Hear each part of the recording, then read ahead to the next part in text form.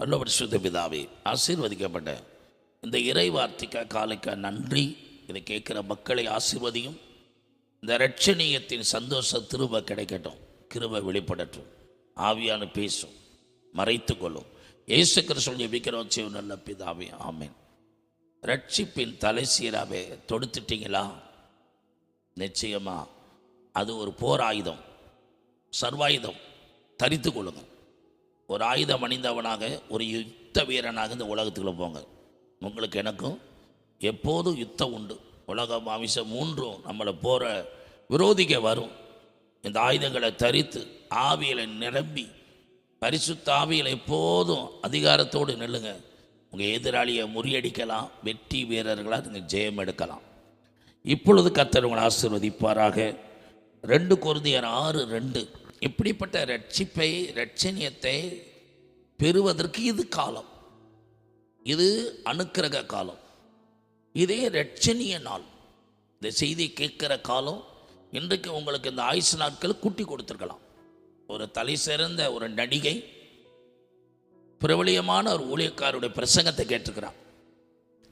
இன்று மனம் திரும்பிக்கோ, இது உனக்கு கடைசி நாள் சொல்லியிருக்கிறாங்க. அந்த அம்மாவுக்கு தன் தவறுகளை, பாவத்தை விட்டு மனம் திரும்பணும்னு ஆசை தான். தப்புன்னு உணர்ந்துட்டாங்க. அந்த பாவத்தை அறிக்கையிட்டு பாவ மன்னிப்பை பெற ஆயத்தமாக இருந்தவங்க என்ன சொன்னாங்க, நாளைய தினம் அந்த ரட்சிப்பை ஏற்றுக்கொள்கிறேன் டைரியில் எழுதிட்டாங்க. அந்த பிரபலியமான ஊழியக்காரரும் பயணிச்சிருக்கிறாரு. நள்ளிரவில் அந்த நடிகையும் பயணிச்சிருக்கிறார். இவளுக்கு முன்னதாக இந்த பிரசங்கம் பண்ண போதற்கு முன்னாடி போயிருந்திருக்காங்க. ஒரு மரத்தில் மோதி விபத்துக்குள்ளாயிட்டாங்க. அவங்க எழுதின வாசகம் மாத்திரம் அந்த டைரியில் திறந்த வண்ணமாக இருக்குது. நாளைய தினம் இந்த ரட்சிப்பை ஏற்றுக்கொள்வேன்.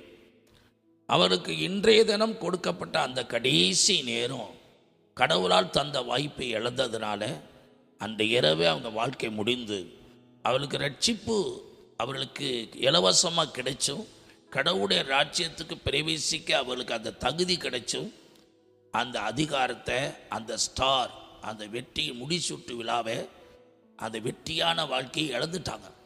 இந்த செய்தி கேட்குற அன்பான தேவனுடைய பிள்ளைகளை, தேவனால் கிடைக்கிற ரட்சிப்பு இப்படித்தான் உங்களை தேடி இலவசமாக வரும். அதை உதாசீனப்படுத்திட்டீங்க அப்படின்னா திரும்ப நீங்கள் தேடினாலும் இலவசமாக கிடைக்கிறது கஷ்டம்.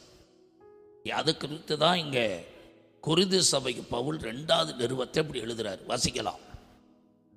அனுக்கிரக காலத்திலே நான் உனக்கு செவி கொடுத்து இரட்சணிய நாளிலே உனக்கு உதவி செய்தேன் என்று எழுதப்பட்டிருக்கிறாரே. இதோ இப்பொழுதே அனுக்கிரக காலம், இப்பொழுதே இரட்சணிய நாள். இது உங்களுக்கு கர்த்தர் அனுக்கிரகம் செஞ்ச நாள். அவரா உங்களை தேடி வந்து இந்த ரட்சிப்பை உங்களுக்கு கொடுக்க வந்திருக்கிறார். அவரை அனுக்கிரகம் செய்திருக்கிறார். சில நன்மை சில அரசாங்கத்திலிருந்து கிடைக்க வாய்ப்பில்லை, கடைசி தேதி, காலம் கடந்துருச்சு அப்படின்னு சொன்னவங்களுக்கு சில 2 நாள் கூட்டி கொடுப்பாங்க வருங்க. அவங்களுக்கு கிடைக்கும் பல லட்சம் பல கோடி கூட வர வேண்டிய வாய்ப்பு இருந்திருக்கும். அந்த 2 நாளில் அவங்கள விட்டு போன அந்த ஆசீர்வாதம் தக்க வைப்ப திரும்ப கிடைக்கும். 2 நாள் கூட்டி கொடுத்தது போல உங்கள் வாழ்க்கையில் தேவன் தருகிற நித்திய வாழ்க்கைக்கு, எட்டர்னல் லைஃப், எவர் லாஸ்டிங் லைஃப், நித்திய வாழ்க்கை. சரீரம் அழியும், ஆத்மா அழியாது. அழியாத ஆத்மா ரட்சிக்கப்படணும்னா தன்னை சிருஷ்டித்த தேவனோடு நீங்கள் பாவத்தை அறிக்கையிட்டு ஒப்புரவாகி மனம் திரும்பும்போது அந்த ரட்சிப்பு கிடைக்கும்.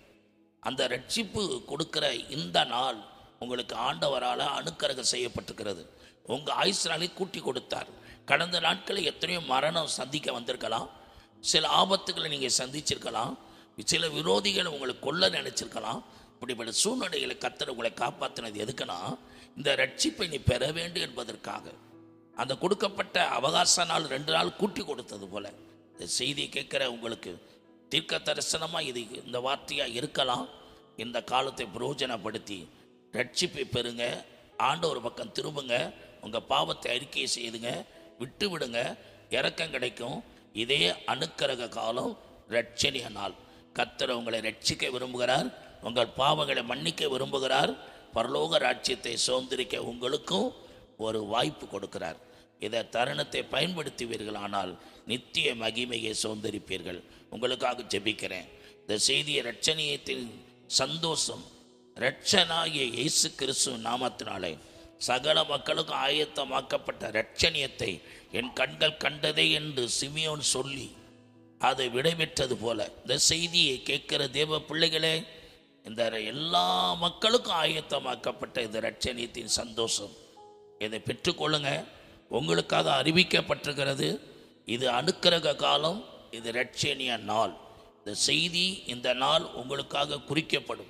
கர்த்தர் இந்த நாளை உங்களுக்காக தந்திருக்கிறார். அந்த வாய்ப்பை பயன்படுத்திக் கொள்ளுங்கள். இயேசு கிறிஸ்துவின் ஜெபிக்கிறோம் ஜீவனுள்ள பிதாவே, ஆமென்.